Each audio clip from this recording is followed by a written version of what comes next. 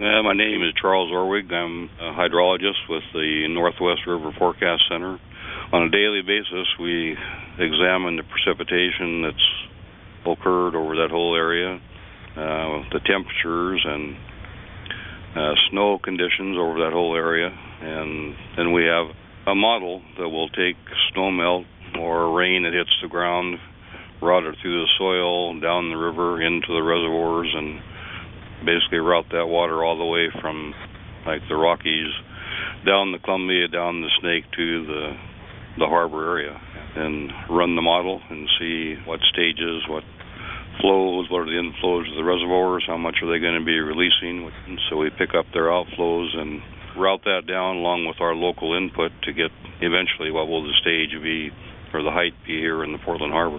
The future is subject to Mother Nature's whims. The temperatures in the future out the next 30 days, how much precipitation are we going to have the next 30 days?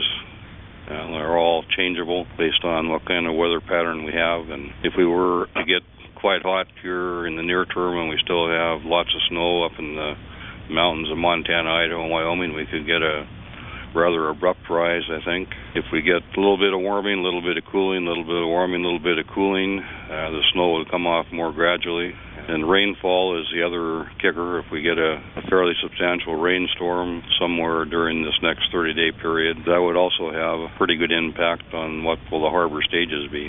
The river usually peaks out here in the harbor area sometime between, I'd say, 15 to 20th of May through the early part of June, so we're not too much different, but I think this year the peak is going to be later because it's been cool and we haven't really run the snow out of the mountains of BC, Montana, Idaho, and Wyoming yet, so I think the peak will occur a fair amount later this year than would be in an ordinary year. Vancouver will be trending upward over the next several days, getting up to near 17.8 feet by June 4th or 5th.